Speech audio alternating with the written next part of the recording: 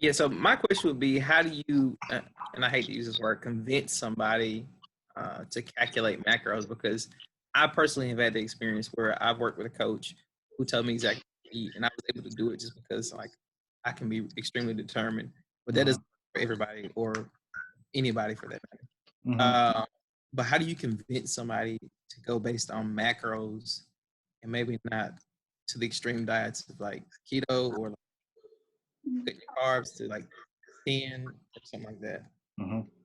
All right. Would you guys like me to go ahead and handle this one? Yeah, completely up to you. Yeah. Okay, cool. So I guess I'll go ahead and kind of start it off, and Gil, if you want to provide some insight too, that'd be awesome.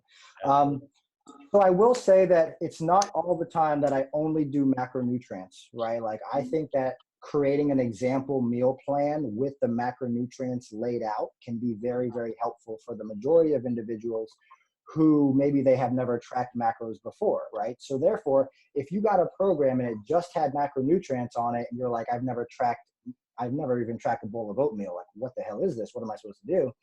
That's a turning point for a lot of people. That turning point is, this is too complicated for me. I'm finding the nearest exit door and I'm out, right? Mm-hmm. Because I don't want to invest that much time for learning this thing. Granted, I mean, come on, guys. Like, it takes 4 years to earn a bachelor's degree, takes 6 years to earn a master's degree. Like, we can invest a couple weeks in learning how to calculate a bowl of oatmeal. It's really not that big of a deal, but psychologically, a lot of people have a tendency to get too caught up in the complication of what tracking macros is or means. So then in that case, what I typically like to do is I'll create an example meal plan. I won't tell them that's all they can eat, but I will ask them what their preferred food sources are. And then we'll create them an example meal plan and send that over to them. And I'll say, if I was given your macros, this is pretty much how I would eat my daily structure. Whether it's 3-meal structure, 4-meal structure, 5-meal structure, we'll create that so that it aligns with what your macronutrients goals are at the bottom. Now, that's normally for most people who are like, I'm not going to track macros, it's too hard for me, whatever.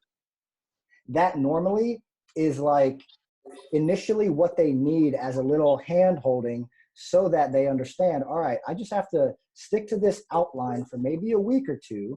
And then what's going to happen, I can inform you that, hey, Daniel, man, like, you're going to get tired of eating the same stuff every single day. So if you ever want to have some type of swap or some type of variety or flexibility, well, guess what? If you tell me I'm getting tired of eating oatmeal for breakfast, I don't want to eat it, I'll say, okay, that's fine. Here's a list of carbohydrate sources. Pick which one you like. And they say, huh? What? I can do that? That's the whole power of tracking macronutrients and being flexible. So long as the foods that you pick obviously agree with your GI tract, you don't have any food intolerances pertaining to any of that stuff. But the way that I normally I don't necessarily say that I convince people, but at the same time, if they're just used to following a meal plan, they don't even have any awareness or any knowledge around how many calories they're eating, how many grams of fat they're eating, how many grams of carbs or protein they're eating. So there's really no awareness or no education around what they're following. Maybe they got that from their trainer or whatever.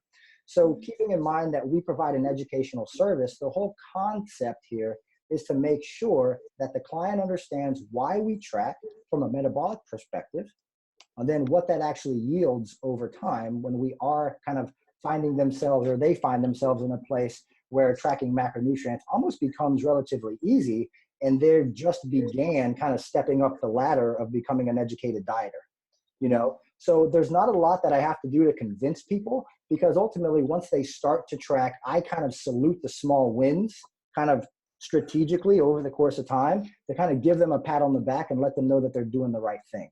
Now, keep in mind too, that when I post about client results and I make all these educational posts, a lot of people who follow my stuff, they're either previous clients of ours or current clients of ours. So I'm kind of subconsciously, almost in a sense, like programming them to absorb my information so that they kind of, in a sense, almost feel like they're superior over what a different type of meal plan approach would be.